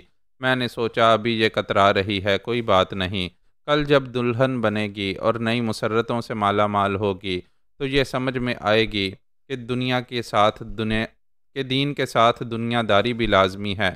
میں مسلمان ہوں، ایسا دیندار ہوں کہ اسے زیادہ سے زیادہ عبادت میں مصروف دیکھ کر خوش ہوتا رہوں گا۔ میں نے کھانے کے دوران اسے سمجھایا، وہ چپ رہی، کسی گہری سوچ میں گم رہی۔ میں نے پھر اسے مخاطب کیا تو اس نے چونک کر ہوں ہاں کہہ کر مختصر سا جواب دے کر مجھے ٹال دیا۔ میں کھانے کے بعد اپنے بیڈ روم میں آ گیا۔ یہ بات واضح تھی کہ میرے اور اس کے درمیان ذہنی مطابقت نہیں تھی۔ میں نے خود کو سمجھایا کہ وہ مجھے دل و جان سے چاہتی ہے، اپنی ضد پوری نہ ہونے کے باعث مایوس ہو گئی ہے اور ناراضی ظاہر کر رہی ہے۔ کل تک سب ٹھیک ہو جائے گا۔ میں لائٹ آف کر کے بیڈ پر آ گیا۔ خیالوں میں اسے اپنے پاس بلا لیا۔ وہ بھرپور حجاب تھی یا بچی سے جوان ہونے والی ندا تھی، دونوں ہی میری آغوش میں تھی۔ میں نے حجاب کی تمنا کی تھی مگر اسے حاصل نہیں کر سکا تھا۔ اب ندا حاصل ہونے والی تھی، جبراً ہی صحیح میری خواہش کی تکمیل ہونے والی تھی، اور اس سے پہلے ہی میں اسے خیالوں میں حاصل کر رہا تھا۔ ایک بار میرے ذہن میں یہ بات آئی تھی کہ وہ تبدیل ہو چکی ہے، ایک پاکیزہ ہستی ہے، خبردار اسے ہاتھ نہ لگانا۔ جس بات سے منع کیا جائے دل اس کے لیے اور مچلتا ہے، وہ جو کل ملنے والی ہے دل اسے آج ہی خیالوں میں حاصل کرنے لگتا ہے۔ میں شرم و حیا کی حد سے گزر گیا۔ میں نے ایک پاکیزہ ہستی کو داغدار کر دیا۔ وہ ناراض نہیں تھی، بہت خوش تھی، میرے گلے لگ کر مجھ پر قربان ہو رہی تھی۔ خیالی دنیا میں تو وہی ہوتا ہے جو ہم چاہتے ہیں۔ میری تنہائی میں آنے والی ندا مجھ سے راضی تھی، لیکن حقیقت کیا تھی؟ وہ پاکیزہ ہستی کہاں تھی؟ میں نے خیالوں کی دنیا سے نکل کر دیکھا، میں اپنی خوابگاہ میں تنہا تھا۔ رات کا 1 بجا تھا۔ میں نے بیڈ سے اتر کر سوچا، ذرا دیکھوں تو صحیح وہ کیا کر رہی ہے۔ وہ اپنی خوابگاہ میں تھی۔ میں نے کھڑکی کے پردے کو ذرا سا ہٹا کر دیکھا، وہ بستر پر نظر نہیں آئی۔ کمرے کا دوسرا حصہ وہاں سے دکھائی نہیں دے رہا تھا۔ میں نے دروازے کو ذرا سا کھول کر دیکھا، وہ جائے نماز پر تھی۔ اس نے کہا تھا آج تمام رات عبادت میں مصروف رہے گی، اور ایک رات کی کیا بات ہے، اس نے اپنی ساری زندگی عبادت کے لیے وقف کر دی تھی۔ اللہ تعالیٰ سے ایسی لو لگائی تھی کہ شادی کے نام پر میری مداخلت بھی گوارا نہیں تھی۔ میں نے دیکھا وہ سجدے میں تھی، اس کا بدن ہولے ہولے لرز رہا تھا۔ تب سمجھ میں آیا کہ وہ سسک رہی ہے، رو رہی ہے۔ مجھے شرمندہ ہونا چاہیے تھا، لیکن غصہ آ رہا تھا کہ کیا میں اس پر ظلم کر رہا ہوں؟ وہ بے سہارا ہے، نامحرم ہے، اس کے ساتھ ہمیشہ ایک چھت کے نیچے رہنے کے لیے منکوہا بنا رہا ہوں، ساری زندگی کے لیے اس کا محافظ بن رہا ہوں۔ کیا اس پر ظلم کر رہا ہوں؟ میں جھنجھلا کر وہاں سے چلا آیا۔ اپنے بیڈ پر آ کر تھوڑی دیر تک کروٹیں بدلتا رہا، پھر گہری نیند میں ڈوب گیا۔ دوسری صبح ناشتے کی میز پر اسے دیکھا۔ اس کی آنکھوں سے ظاہر تھا کہ وہ تمام رات روتی رہی ہے، جاگتی رہی ہے اور عبادت کرتی رہی ہے۔ اس نے ناشتہ نہیں کیا، صرف چائے پینے لگی۔ میں نے کہا تمہاری صورت سے پتہ چل رہا ہے کہ میں تمہیں اپنی شریک حیات نہیں بنا رہا ہوں، تمہیں عزت و آبرو سے تحفظ فراہم نہیں کر رہا ہوں، بلکہ سزائے موت دے رہا ہوں۔ وہ سر جھکا کر بولی ایسا نہ بولیں، مجھے آپ سے شکایت نہیں ہے، لیکن مجھے شکایت ہے تم ناشتہ نہیں کر رہی ہو۔ طبیعت بوجھل سی ہے، سر بھاری سا لگ رہا ہے، ابھی جا کر نیند پوری کروں گی پھر ناشتہ کروں گی۔ بہتر ہے جا کر نیند پوری کرو، ہم لنچ باہر کریں گے، پھر شادی کے لیے جتنی چاہو شاپنگ کر لینا، بعد از نماز مغرب ہمارا نکاح پڑھایا جائے گا۔ میری ایک بات مانیں گے؟ 1000 باتیں مانوں گا، بولو۔ ہم باہر لنچ نہیں کریں گے اور میں شاپنگ بھی نہیں کروں گی۔ میرے پاس پہننے کے لیے نئے جوڑے ہیں۔ کل سے گھر کی 4 دیواری میں ہو، کچھ تو آؤٹنگ ہونی چاہیے۔ میں نکاح سے پہلے زیادہ سے زیادہ عبادت میں وقت گزارنا چاہتی ہوں۔ نہ میں نے عبادت سے پہلے کبھی روکا ہے، نہ اب روکوں گا، لیکن شادی کے بعد تمہارا فرض ہوگا کہ اپنے شوہر کے ساتھ زیادہ سے زیادہ وقت گزارو۔ وہ چپ رہی، مگر بے چینی سے کرسی پر بیٹھے بیٹھے پہلو بدلنے لگی۔ میں نے پوچھا کیا بات ہے؟ ایک بات کہنا چاہتی ہوں مگر کہہ نہیں پاتی، سوچتی ہوں آپ پھر سے ناراض ہو جائیں گے۔ ناراض کرنے والی بات نہ کہو، میں نہیں سنوں گا۔ آپ کی بہتری کے لیے کہنا چاہتی ہوں۔ میری بہتری رہنے دو، میں جانتا ہوں تم کیا کہو گی۔ اس نے جھکی جھکی نظروں سے مجھے دیکھا، پھر کہا کل آپ نے کہا تھا کہ بیرونی دروازہ بند تھا پھر کھل گیا تھا، جبکہ میں کھولنے نہیں آئی تھی۔ ہاں، میرے ذہن میں یہی بات آئی کہ یا تو تمہارے اسم اعظم پڑھنے کی وجہ سے وہ دروازہ کھلا تھا، یا تم اسے پہلے ہی بند کرنا بھول گئی تھیں اور میں اسے کھول کر اندر آ گیا تھا۔ آپ کے جانے کے بعد میں نے دروازے کو اندر سے بند کیا تھا، مجھے اچھی طرح یاد ہے۔ تو پھر وہ آپ کیسے کھل گیا؟ اس نے میری آنکھوں میں آنکھیں ڈال کر دیکھا اور کہا، میں اسم اعظم پڑھ رہی تھی، آپ نے ضرور سنا ہوگا۔ میں نے کچھ نہ کہا، وہ بھی کچھ نہیں بول رہی تھی۔ ہم ایک دوسرے کی آنکھوں میں آنکھیں ڈال کر دیکھ رہے تھے اور سمجھ رہے تھے کہ ایسا معجزہ ہوا تھا۔ یہ تسلیم کرنے والی بات تھی کہ ندا کو اسم اعظم پڑھنے کی روحانی قوت حاصل ہو گئی تھی۔ اس نے کہا، اگر میں بابا سائیں کے غار میں جاؤں اور اس چٹان پر ہاتھ رکھ کر اسم اعظم پڑھوں تو اللہ کی مرضی سے ہمیں غار کے اندر جانے کا راستہ مل جائے گا۔ میں نے اس بات میں سر ہلا کر کہا، خدا کرے ایسا ہی ہو۔ وہ بڑے اعتماد سے بولی، انشاءاللہ ایسا ہی ہوگا۔ آپ میری بات مانیں، نکاح نہ پڑھائیں، پہلے یہاں سے انڈیا جانے کی تیاری کریں، کسی بھی پہلی فلائٹ میں ہمارے لیے سیٹ اوکے کرائیں۔ میں نے اس کے ہاتھ پر ہاتھ رکھا، وہ چپ ہو گئی، فوراً ہی اپنا ہاتھ ہٹاتے ہوئے بولی، پلیز فاصلہ رکھیں۔ میں نے کہا، پہلے ہم یہ فاصلہ مٹائیں گے، نکاح پڑھائیں گے، میاں بیوی بن کر یہاں سے بابا سائیں کے غار کی طرف جائیں گے۔ انگوٹھی اور عصا کا تعلق روحانی قوتوں سے ہے۔ یہ چیزیں میری روحانی صلاحیتوں سے حاصل ہونے والی ہیں، پھر آپ دل کی، دماغ کی اور بدن کی پاکیزگی کے ساتھ انہیں کیوں نہیں حاصل کرنا چاہتے ہیں؟ انہیں حاصل کرنے کے بعد مجھ سے نکاح پڑھوا سکتے ہیں۔ میں جھنجھلا گیا، میز پر مکہ مارتے ہوئے بولا، تم پھر اپنی ضد منوانا چاہتی ہو۔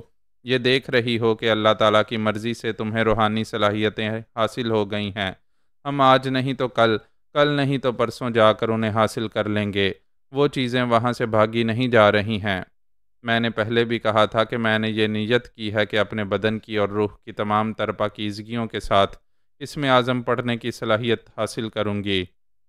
اس پاک نام کی برکت سے انگوٹھی اور عصا حاصل کروں گی۔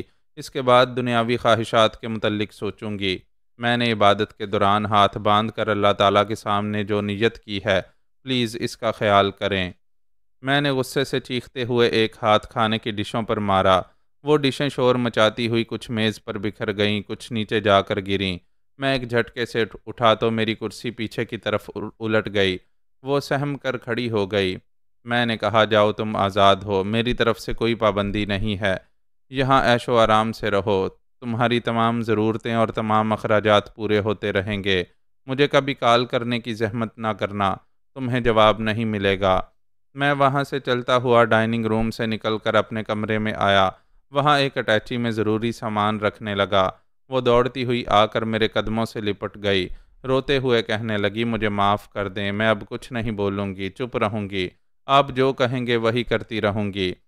تم کل سے یہی تماشے کر رہی ہو، ابھی مجھے روکنے کے لیے میری بات سن رہی ہو، تھوڑی دیر بعد پھر اپنی بات، اپنی ضد منوانے کی کوششیں کرو گی۔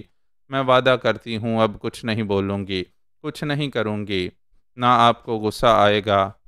میں نے اسے اپنے قدموں سے الگ کیا، پھر کہا، اچھی بات ہے، میں ابھی جا رہا ہوں۔ شام کو مولوی صاحب اور 4 جانثاروں کے ساتھ آؤں گا، ان سب کی موجودگی میں ہمارا نکاح پڑھایا جائے گا۔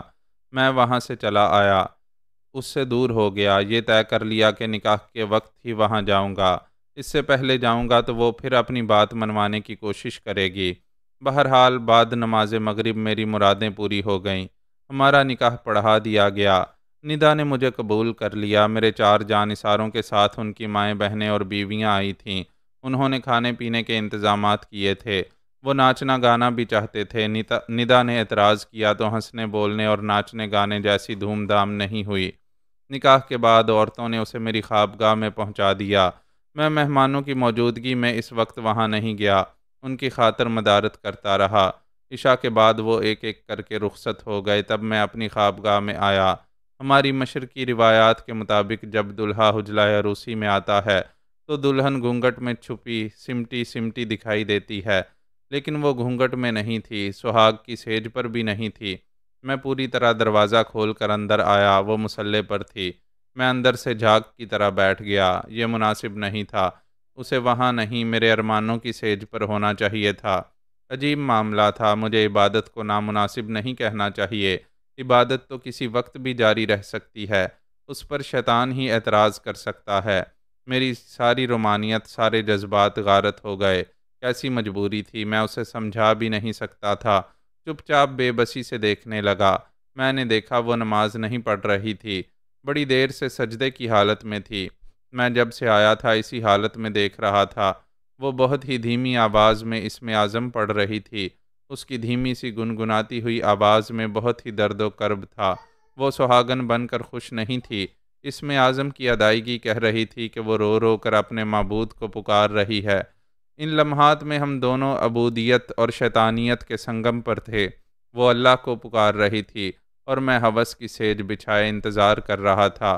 نکاح ہو چکا تھا، وہ میری منکوحہ تھی، میرے پاس آنے والی تھی، لیکن سجدے کی حالت میں یوں منہ چھپا ہوا تھا جیسے کسائی سے بچنے کے لیے سجدے کی چادر میں خدا کے پاس چھپ رہی ہو۔ وہ نیت کر چکی تھی کہ اسم اعظم پڑھنے کی روحانی صلاحیت حاصل کرنے اور انگوٹھی اور عصا تک پہنچنے سے پہلے نفسانی خواہشات کا خیال بھی دل میں نہیں لائے گی، اور میرا مطالبہ بھی جائز تھا۔ وہ میری منکوحہ تھی، ازدواجی وظیفہ ادا کرنا اس کا فرض تھا۔ میں نے قریب آ کر آواز دی، ندا تم بڑی دیر سے سجدے میں ہو، اٹھو۔ سجدہ اٹل رہا، وہ ٹس سے مس نہ ہوئی۔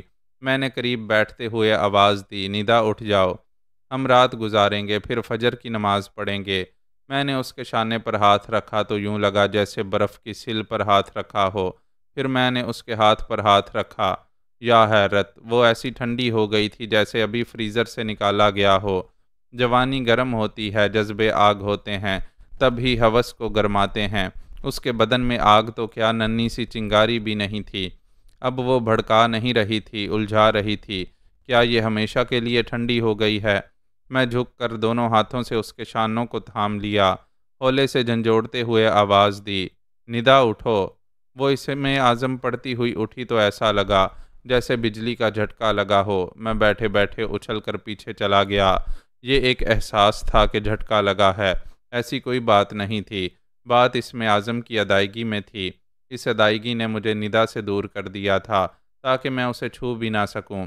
اس نے خواہشات کی آلودگیوں سے دور رہنے اور پاک رہنے کی جو نیت کی تھی، اس نیت پر اسم اعظم کی مہر لگ چکی تھی۔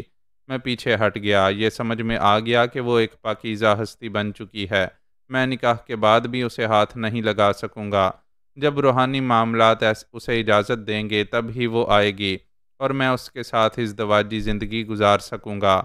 میں وہاں سے اٹھ گیا، دور ہو کر اسے حسرت سے دیکھنے لگا۔ اب وہ دوزانوں بیٹھی سر جھکائے اسم اعظم پڑھ رہی تھی۔ پتہ نہیں اس کی ادائیگی میں کیا بات تھی، مجھے پتھر لگ رہے تھے۔ میں سر جھکا کر اس کمرے سے باہر آ گیا۔ اپنی دلہن کو چھوڑ کر یوں لگا جیسے ذلت کی مار پڑی ہے۔ نکاح پڑھانے کے باوجود میرے حق سے مجھے محروم کیا گیا تھا۔ مجھے محروم کرنے والی پارسا تھی، پاکیزہ تھی، عبادت گزار تھی۔ میں احتجاج بھی نہ کر سکا۔ کمرے سے باہر آ کر بری طرح جھنجھلا گیا۔ یہ میرے ساتھ کیا ہو رہا تھا؟ حجاب گئی، نینی گئی، سلویٰ گئی، اور اب ندا بھی گئی۔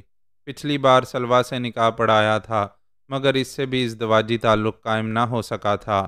پنڈت دینا ناتھ نے کہا تھا کہ میں 8 برسوں کے بعد ازدواجی مسرتیں حاصل کر سکوں گا۔ وہ 8 برس گزر چکے تھے۔ ندا سے نکاح ہو چکا تھا، پھر مسرتوں سے محروم کیوں ہو رہا تھا؟ میں تندرست اور توانا تھا، ایسی حالت میں فطری خواہش کی تکمیل کے بغیر کیسے رہ سکتا تھا؟ مجھ جیسے دولت مند اور صحت مند کبھی بھرمچاری بن کر نہیں رہتے۔ نیک نیتی سے شریفانہ زندگی گزارنے کے لیے ایک عورت لازمی ہوتی ہے، اور وہ ایک عورت میری زندگی میں نہیں آ رہی تھی۔ اگر آ رہی تھی تو ٹھینگا دکھا کر جا رہی تھی۔ تقدیر منہ چڑھا رہی تھی اور شیطانی ارادے کہہ رہے تھے، بہت ہو چکا، کوئی عورت دلہن بن کر نہیں آئے گی۔ ہاں آئے گی، ابھی آئے گی، مگر تہذیب کے چور دروازے سے آئے گی۔ میں نے قد آدم آئینے میں خود کو دیکھا۔ سر سے پاؤں تک بڑی حد تک جوان دکھائی دے رہا تھا، حالانکہ واپسی کے سفر میں ابھی صرف 10 برس گزرے تھے۔ کیا واپسی کا سفر یوں ہی رائے گاں جائے گا؟ کیا یہ جو جوانی مل رہی ہے یہ صرف دکھاوے کے لیے ہے؟ کیا میں نمائشی جوان بن کر رہوں گا اور جوانی کے تقاضے کبھی پورے نہیں کر پاؤں گا؟ اب تک تو میرے ساتھ یہی ہو رہا تھا اور اب میں سلگ رہا تھا۔ برداشت کی حد ہو چکی تھی۔ تقدیر نے مجھے دلہن کے کمرے سے نکال دیا تھا۔ کیا دلہنوں کی کمی ہے؟ میں ابھی ایک رات کی دلہن لا سکتا تھا۔ میرے دماغ میں جیسے دھواں بھر گیا تھا۔ میں گھر سے باہر آ گیا۔ شاید کھلی فضا میں اندر کے حبس سے نجات مل سکتی تھی۔ رات کا 1 بجا تھا۔ میں کار ڈرائیو کرتا ہوا سڑک پر نکل آیا۔ موریشس کے کئی علاقے رات کو بھی جاگتے تھے، اور جہاں رت جگہ ہوتا ہے وہاں جرائم اور گناہوں کا بازار بھی گرم رہتا ہے۔ میں کہوں گا کہ بے خیالی میں ادھر نکل آیا تھا، یا پھر میرے حالات مجھے تھپکنے اور تسکین پہنچانے کے لیے ایسی جگہ لے آئے تھے جہاں عارضی مسرتیں ملتی ہیں، اور وہ مسرتیں عارضی ہی سہی مگر زخم پر مرہم رکھتی ہیں۔ معزز ناظرین و سامعین، لائک، کمنٹس اور شیئر ضرور کریں۔ شکریہ۔